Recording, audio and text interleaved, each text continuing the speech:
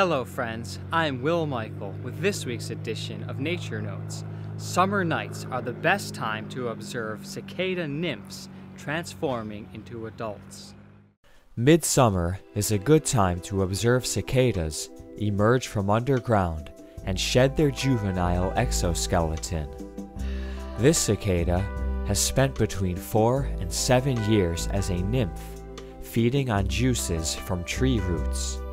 Tonight, a mature adult hatches, complete with large wings.